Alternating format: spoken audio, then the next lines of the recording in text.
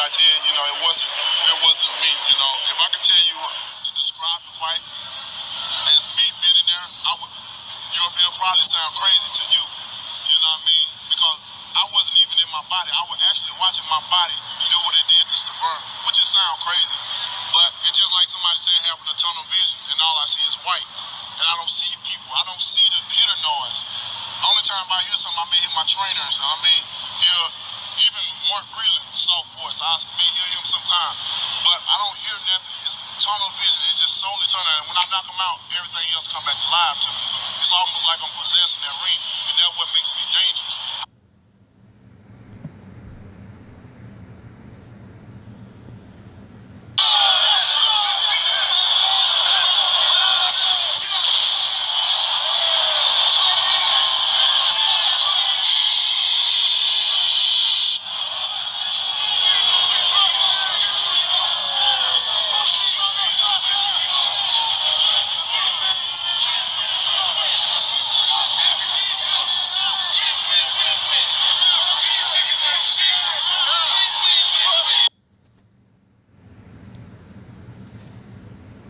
Something special to march out to. I don't know how to describe that exactly, but he looks like some sort of medieval warlord entering here in Las Vegas tonight. And it has been a long road to glory for this man. He started boxing at 19, had a meteoric rise. Supreme athletes. Certainly a supreme outfit.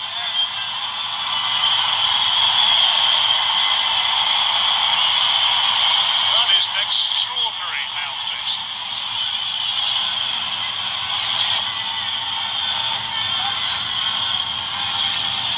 Wild up, gets his thin legs over the top rope and into the ring. The older man at 34, 3 years, Fury.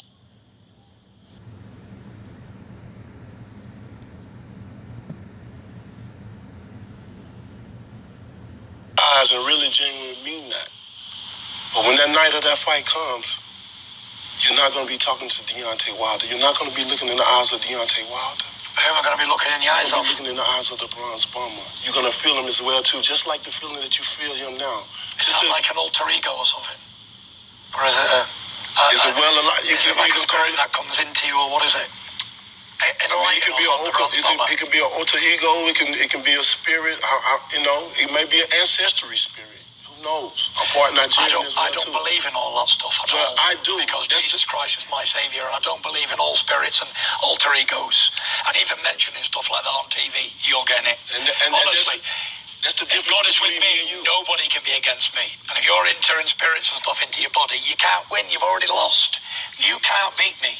I sit here today as a sincere man who tells the truth, and hides nothing behind no curtains. I'm beating you 1,000,000%. I've not got no doubts. Even after all the time off, you cannot beat me. When you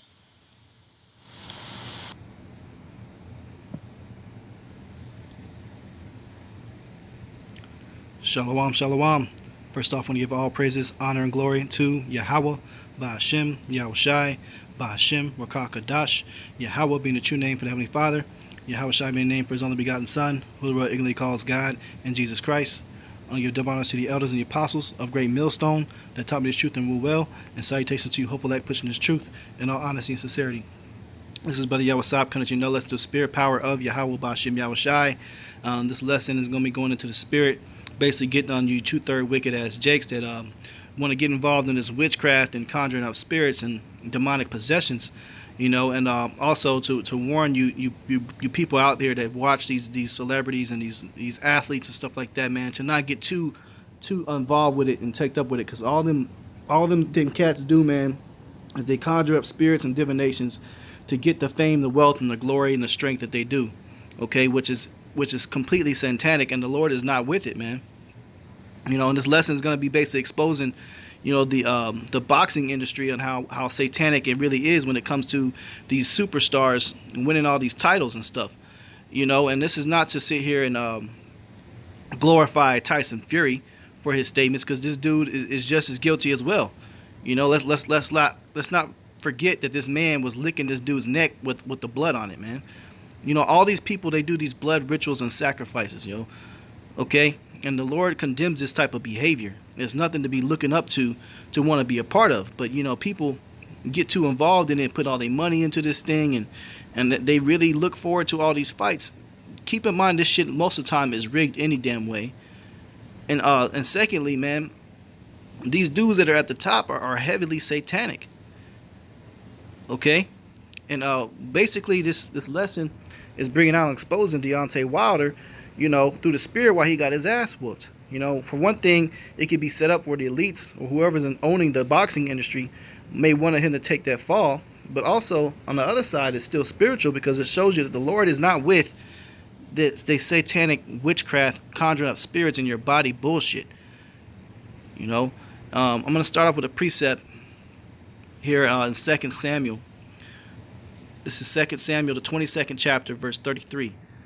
Yahweh is my strength and power, and he maketh my way perfect. Okay?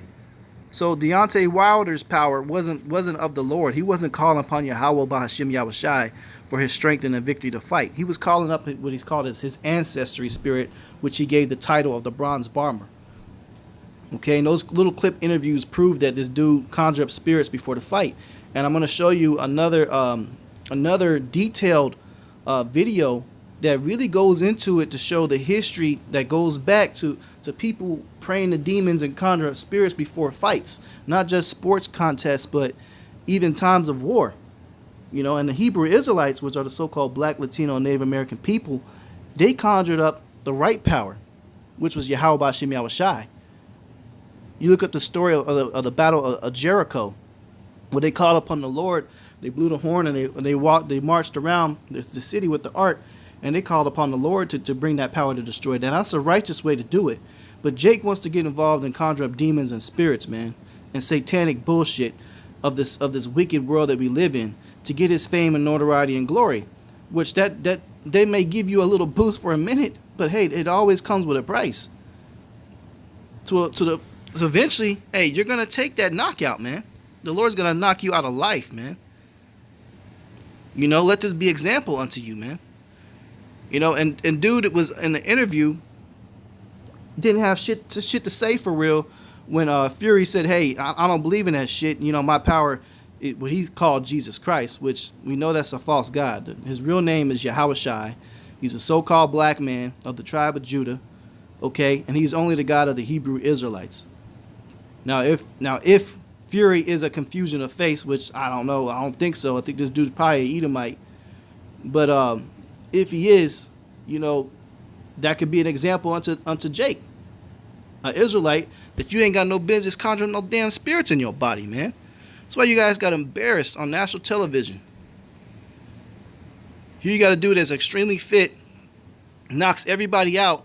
All of a sudden he comes across this dude, which his record speaks for itself. This dude's undefeated, so he ain't just some regular guy out there. This guy's got some skill when it comes to boxing. But hey, the Lord made an example of this man. Why? Because he's getting involved in witchcraft. He's not with that. This is 2 Samuel, the 22nd chapter. I'll read verse 33 again. Yahweh is my strength and power, and he maketh my way perfect. He maketh my feet like hinds' feet, and setteth me upon my hinds' places. Okay, feet like hinds' feet. A hinds' feet goes into like deer's feet. The animals that's able to jump really far and fast and go crazy speeds. The Lord has actually given people spiritual powers to complete those feats, and it will be coming back. And setteth me upon my high places, going up high into the sky, man, taking off. Spiritual powers. He gave Samson spiritual power. What makes you think he can't give anybody else spiritual power, the ability to jump like that? Verse 33, it says, he teacheth my hands to war, so that a bow of steel is broken in my arms. So there you go, man. If you want to pray on something to give you strength and power before a fight, why don't you pray to the Lord? He teaches your hands to war. The art of boxing, it can be as an art of war, a fighting method. It can be used on the battlefield. It says, so that a bow of steel is broken by my arms. That's super strength. to where steel is broken by your own hands, your own arms, man. But Deontay Wilder wasn't calling upon that, man. He wasn't calling upon that, and he's not the only one. So I'm gonna bring up this YouTube video real quick. That's gonna give you the history of these Jakes and people around society throughout the centuries have always done this conjure up spirits before fights, and you people are really putting your heart into this bullshit and it's satanic, man. Just use it for what it is. It might be a little bit of entertainment, but don't be putting your heart into this mess. Alright, so hold on one second. Something I was surprised to find out while researching the fights of the four kings of boxing was that 3 of the 4 kings had an alter ego that they adopted in the ring. Some even had multiple personas, along with long-standing rituals they used to transform into these alter egos. For instance, Leonard looked into the mirror before each and every one of his fights. If he saw Sugar Ray looking back, he knew he could not lose the fight. After all, Sugar Ray didn't lose. Sugar Ray was invincible. But if he saw average Ray Leonard looking back, he believed that the odds of victory had been greatly diminished. When Leonard got into trouble, he had a separate persona who he referred to in the third person, known as the Street Fighter. Likewise, Hearns would talk about the Hitman in the third person, describing him as a whole other entity. And Hagler explained he had an inner monster that lived inside of him, tearing at his cage until fight night when he unleashed him and in fact became that monster himself. Duran was the only man of the 4 kings who had no alter ego, perhaps because he made no effort to contain his inner monster in the first place.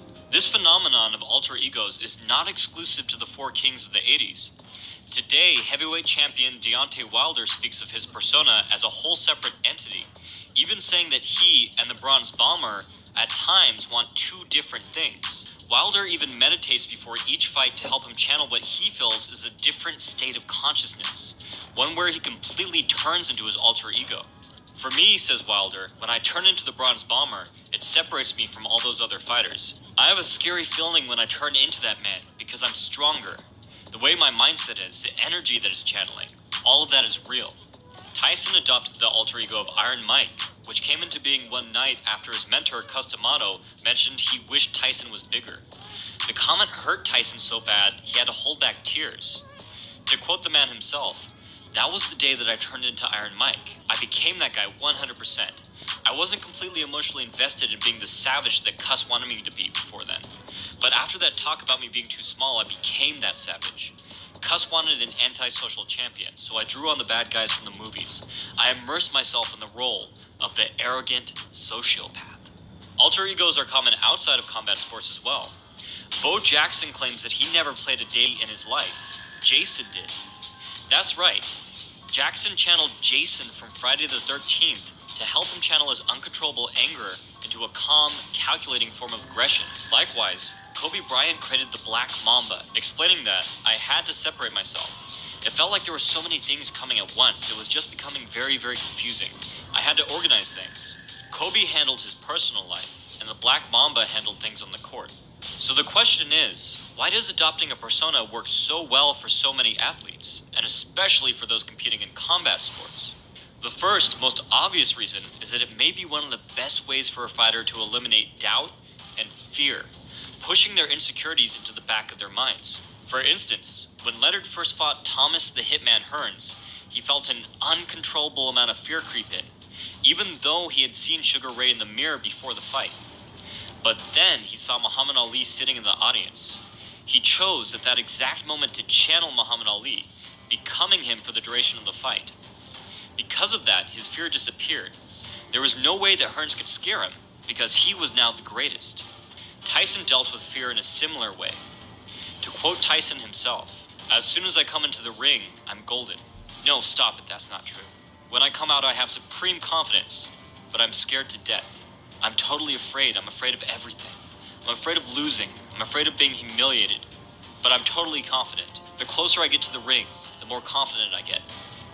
The closer, the more confident I get. The closer, the more confident I get. All during my training, I've been afraid of this man.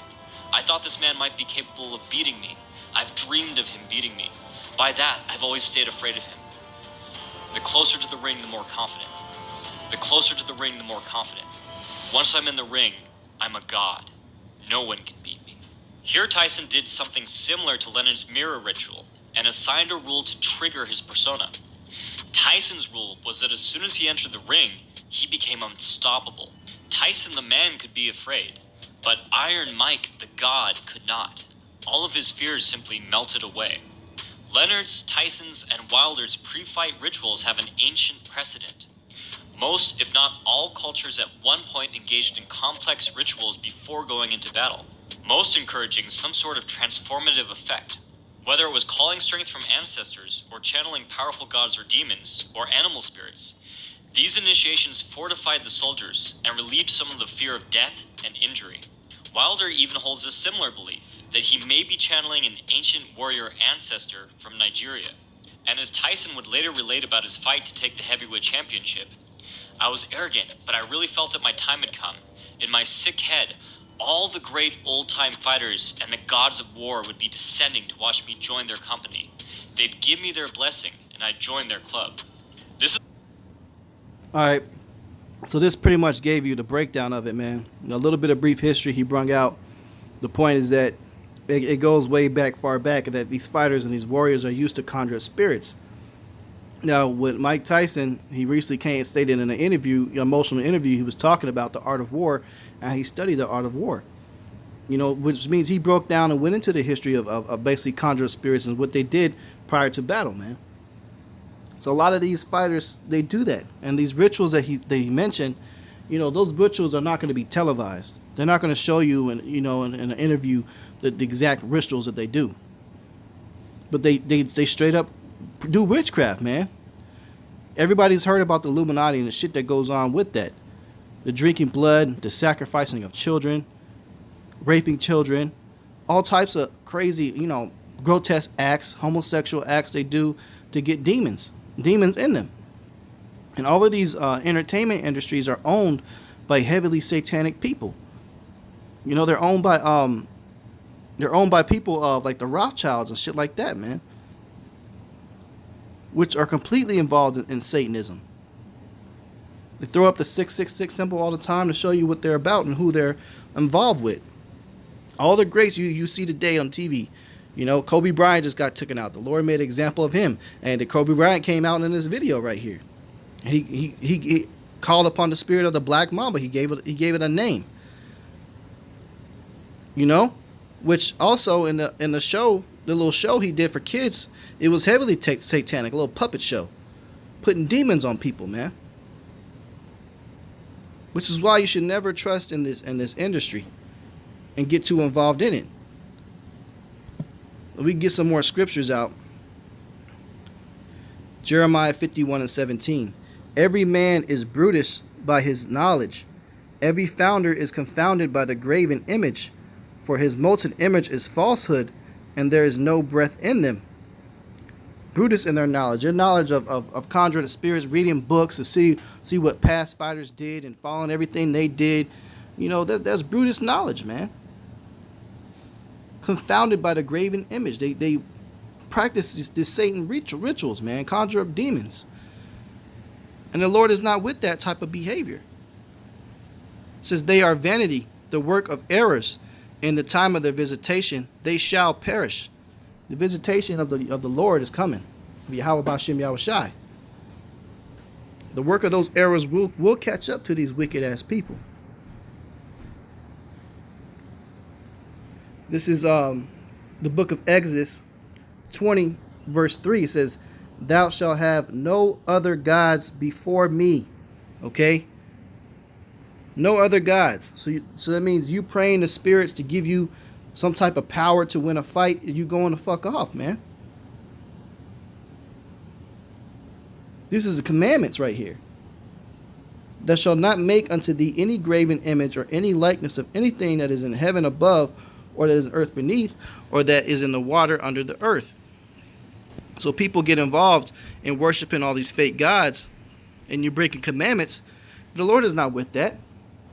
You may get off with as far as gaining carnality, money, and stuff within this wicked world of Babylon society, but eventually it will catch up to you. The Lord sees all the evil, and He's gonna make you He's going to make you reap what you've sown. Okay? This is the book of Leviticus 20 and 5. It says, "Then I will set my face against that man and against his family, and will cut him off, and all that go whoring after him, to commit whoredom with Molech from among their people." Okay, this means they were worshiping Molech, which was a false god and idol. Okay, we read on further, verse 6. "And the soul that turneth after such as have familiar spirits." All these fighters are speaking about familiar spirits. "And after wizards to go a whoring after them, I will even set my face against that soul, and will cut him off from among his people." The Lord is going to judge these people consulting these familiar spirits. Leviticus 19 and 31. "Regard not them that have familiar spirits, neither seek after wizards to be defiled by them. I am Yahweh your God." So that shit that Wilder's doing, Sugar Ray Leonard did, all those greats of boxing, those legends, Muhammad Ali, all these superstars, Black Mamba, all these motherfuckers, man, that did all this shit. The Lord is not with that behavior. Okay, they've been defiled by these familiar spirits.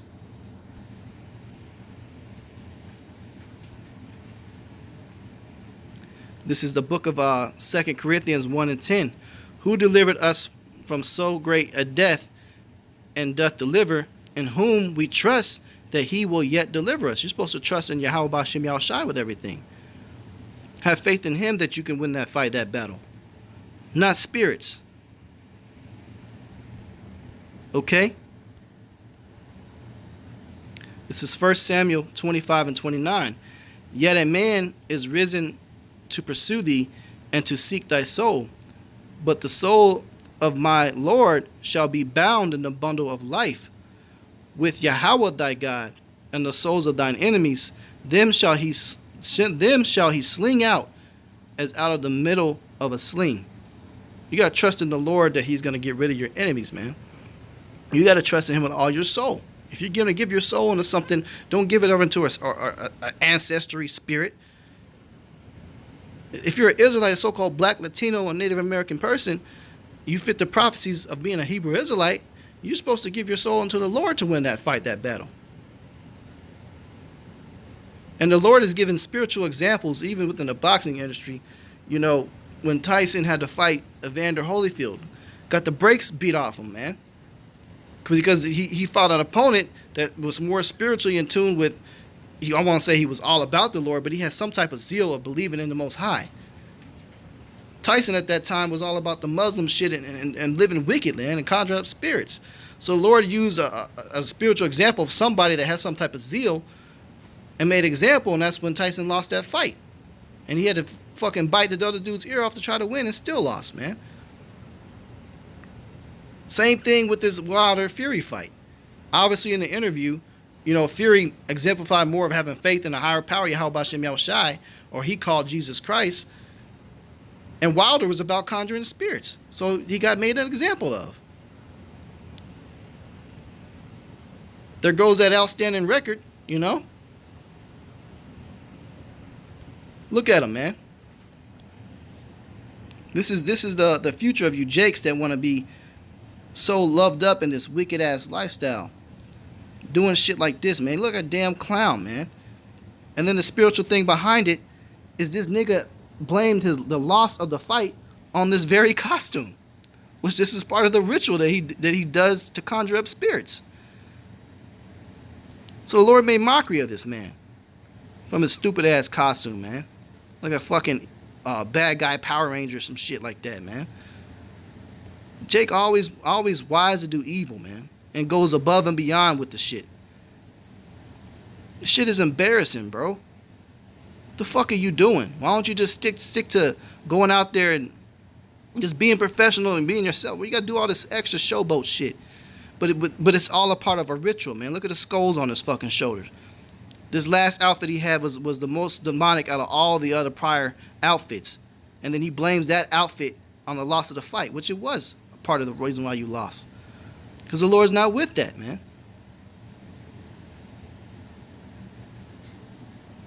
At the end of the day, Dude's looking lost. I don't know what the hell's going on. They had to call the fight because he was getting his ass beat so much. That's what the Lord has in store for you people that don't want to repent. And don't put your heart in this shit.